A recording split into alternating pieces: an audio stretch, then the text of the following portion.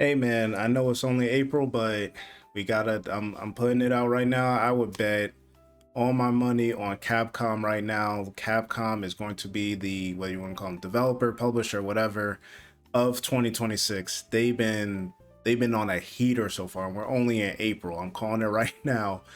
Capcom is doing their thing, and it's really, really, good to see. As you know, I did a video not that long ago, a few months ago, about my favorite developers of all time. Of course, Capcom was on that list, and we know just historically with franchises like Mega Man and Street Fighter and Monster Hunter and Devil May Cry, all that, they've just been Resident Evil, of course. They've always had the IP, but they had kind of a downturn a few years ago near like the early to mid 2010s, but they bet on themselves and they've been able to really come back. So I want to talk about not just how Capcom's been doing so far this year, but also just what lessons kind of other companies and developers can kind of take from Capcom. Obviously everyone doesn't have the same legacy as them, but I think there's a lot of things people can learn from them. So if y'all new to the channel, please do consider subscribing. We're on the road to 2,000. I hope we hit that in the next couple months before summer gets here. That would be ideal. Leave a like on this video and comment down below. Let me know who's your favorite developer. But with all that out of the way, let's get right into it. So I'd say over the last, let's say, 9 to 8 years, or 8 to 9 years, Capcom's really been coming back. And there was a time, obviously, as I mentioned, historically they've always been great, especially near the early 2000s. You had obviously Devil May Cry, Street Fighter was always there, but then they had this campaign where they were putting out a bunch of games like Okami. You got Beautiful Joe here, Beautiful Joe 2 and Beautiful Joe. They had Killer 7, like these really unique games that you weren't seeing in a lot of platforms. But somewhere along the line, around like 2013, 2012, somewhere around there, it just kind of started going downhill a little bit. Resident Evil 5 was more action oriented, and so was Resident Evil 4, but Resident Evil 5 just completely went full action. Resident Evil 6, we already know, Giraffe, Fellatio, yeah, weird stuff going on there. I think Dragon's Dogma maybe wasn't that well received. Street Fighter 5 was a PS4 exclusive for some reason. They're just making a lot of mistakes, but then they started to really turn it around 2017 once you got Resident Evil 7 coming out and Resident Evil Village, and in 2019 you got the remakes of Resident Evil 2 and 3, and then after that, 2023 specifically, they got a lot of games out. Street Fighter 6, so Street Fighter's back. You got Resident Evil 4 remake, so that's back. So they really started hitting their stride. Of course, Monster Hunter World, Monster Hunter Rise, all this stuff. So Capcom really started to hit their stride, and we're seeing that pay dividends, especially now this year specifically, and with the cadence they've kind of been on. So they've been able to do like a remake here or there, a main entry in their long standing franchises, and then even bring back some older games, which we're seeing. So just this year alone, you got Resident Evil Requiem back in February. Then in April you got Monster Hunter Stories 3, which is doing well. Then you got Pragmata, which just came out, and I played the demo for Pragmata yesterday, and I think I agree with what a lot of people are saying as far as it has that 360 feel, man. That 360 PS3 era, which is my favorite generation, of course, seventh generation of gaming. And I played through the demo just to try it out last night, and man, I had a lot of fun. Even though it was only 20 minutes, just the hacking mechanic, going through everything. Even though I hate breakable weapons in like Breath of the Wild and games like that, the fact that you could find a weapon, only use it a certain amount of times, but then you can find it around, there's loot, there's this limb kind of like currency or upgradable material that you could find.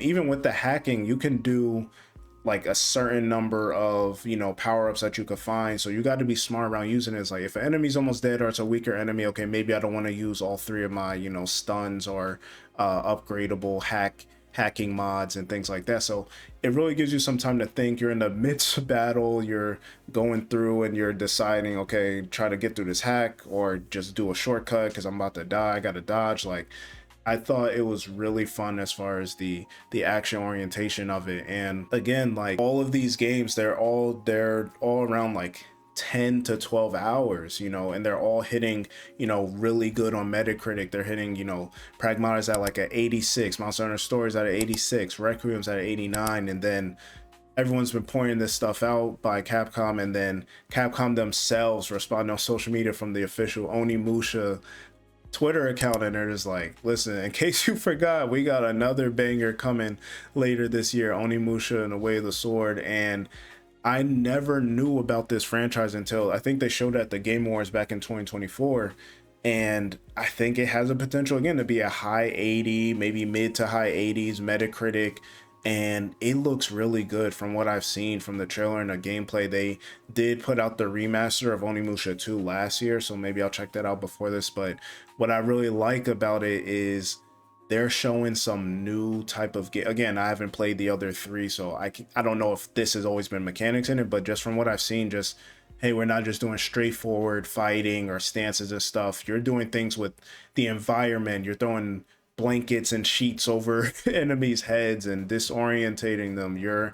If you parry a certain way, the AI will adjust to it. Like, they're doing a lot of cool stuff, and it's really great to see Capcom really coming back, you know, and doing other stuff. And even with the multimedia aspect of it, if you think about it, we had Devil May Cry the anime last year, you had Mega Man the Secret Level episode, and then you got Devil May Cry the season 2 for Netflix is coming out in a couple weeks. So they've been branching out in, you know, other ways. You got the Street Fighter movie coming out later this year. They're really taking that multimedia approach and being able to fill in these gaps. I feel like, and we'll talk about later in the video, but as far as cadence and, you know, game length and things like that, but they've really kind of nailed down the formula. Like, okay, we'll hit our main tentpole franchises, you know, Monster Hunter, Resident Evil, Street Fighter, and things like that, and then have smaller updates in between, our spin-offs, our remakes, and things like that. So again, not this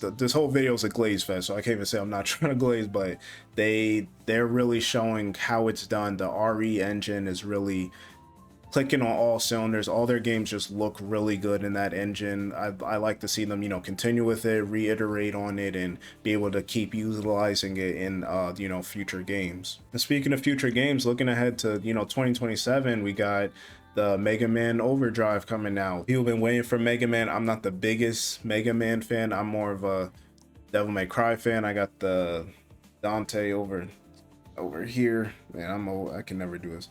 Barely see him, but we got a Dante poster right there behind me. So I'm hoping, you know, maybe we get a look at that next year, maybe a reboot to go along with the Netflix show we got coming out. You got the Okami 2 reference. We got the reveal of that back at the Game Awards in 2024, and we even got, you know, speaking to Capcom on social media, someone was talking about no one wants Okami, and then you got them coming at the ball and gun gamers.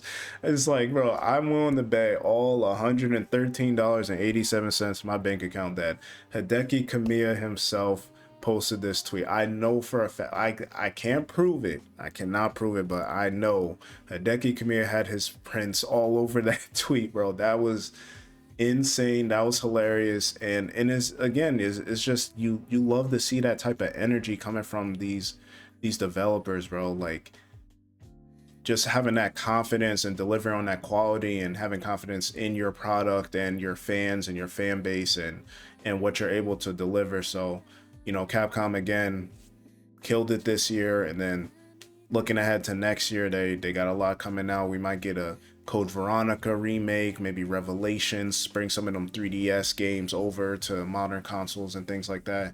So it's a lot to be excited about if you're a Capcom fan. And then the last thing I want to talk about is kind of touching on, I touched on it a little bit earlier in the video, but just about game length, game consistency, what we should expect from these developers. You know, I think, again, Capcom's done it well as far as branching out and having a franchise for every type of fan. You got your survivor horror, you got your RPG slash, you know, monster capturing type of game, you got your platformers, you got your fighting games, you got your hack and slash in all of those genres. They're at the top. If they're not the top one, at least they're top 2 or 3 in their genre for all those things. And I understand not every developer has that. Other people, you know, they're third party, so they may not have the same leeway, or they have more leeway than, let's say, people point out like Naughty Dog, like, hey, we're getting these games every once a generation now. You know, it used to be, hey, you got, you know, Last of Us, then you got Uncharted 4, then you got Last of Us Part 2 right after, so you were getting them a lot closer. But now, you know, the game development's taking too long. They're not putting out, you know, remakes or spin-offs. And Capcom, they got a lot of options as far as what they could do as more spin-offs. People been asking for Breath of Fire. I never heard Breath of Fire, but guess what, I grabbed the PS3. I saw, you know, PS1 Breath of Fire 3 and 4 is almost $100. I was like, yeah, nah, I'll just grab it. But you can grab it off the PlayStation Store. Dino Crisis, they might bring that back. They tried kind of sort of with Exo Primal, but Dino Crisis, you could grab that off the PS3 or the PS5 store, or get the cross-buy situation going on. Even what Capcom's done with their legacy collections, you had the Battle Network collection last year, you just dropped the Mega Man Star Force Legacy collection, you had the Capcom Fighting collection last year. So they're bringing ways to play their older games, whether they're remasters or just bundling up a bunch of the old games and putting them all together into one convenient package for their fans. Even a game that didn't do so well, like Kunitsugami Path of the Goddess, again, they had the money to just do like a passion project pretty much, and I thought that game was pretty good. I didn't finish it, but it was brought a real variety to like the tower defense kind of game with a lot of different elements to it, and I recommend people checking it out. You know, as I mentioned, just these games, they're 10 to 12 hours, then they really focus on replayability, and you know, no one feels like, hey, we have to play this 40, 50, 60, 70 hour game. And I think, unfortunately, you could look at it as they're trying to give customers more bang for your buck if you're paying $70 for some of these games. But I think Capcom's realized and just kind of stuck to, hey, we're going to give you a great experience. If you want to you know, play it over and over again, try go through different paths, play it differently, get a higher rank this way, that and the third, then you can do that. Other games, unfortunately, it's turned into big budget, long, drawn out, padding, stupid side quests, like a lot of that going on. I'm not saying every long game is like that, but I think people can kind of learn from Capcom, not exactly copy their exact formula, but, you know, follow their release, I named it already, release cadence, differentiating IP, you know, replayability, things like that. I think will go a long way with fans. I couldn't believe when I finished the Pragmata demo in 20 minutes, and I couldn't believe at the end of it said you unlocked a new, what was it, a new outfit, a new weapon, and a new, basically like not quick time, but kind of like a parry, or if you dodge, like perfect dodge mechanic. Like in a demo, they want you to replay the game and get to try out new mechanics that you didn't play through the first time in a demo. Like that just goes back to their DNA and how, you know, what they really stand on as far as their game philosophy and how they put these games together. So I just want other companies to try and, you know, look at that, try and differentiate what type of games you put out, and how you do everything. I know everybody has their own, you know, strengths and weaknesses and things like that, but I think Capcom's really doing their thing, and I mean, the sky's the limit. They got a lot that they can cook up that I'm sure they're cooking up already, and 2027 should be great as well. But I think they'll get that developer of the year this year for sure. So that's the end of the Glaze Fest. Just wanted to shout out Capcom, man. Capcom's doing their thing, and you know, hopefully the industry has been put on notice and will start to, you know, follow suit, follow the blueprint a little bit. But again, like I said, if y'all new to the channel, please do hit that subscribe button, leave a like on the video, and let me know in the comment section what you think about the video. How do you feel about Capcom? What game are you looking forward to from them potentially in the future? What game do you want them to remake if they do that? Y'all let me know all that in the comment section below. Again, appreciate y'all for checking out the video, and I'll catch you on the next one.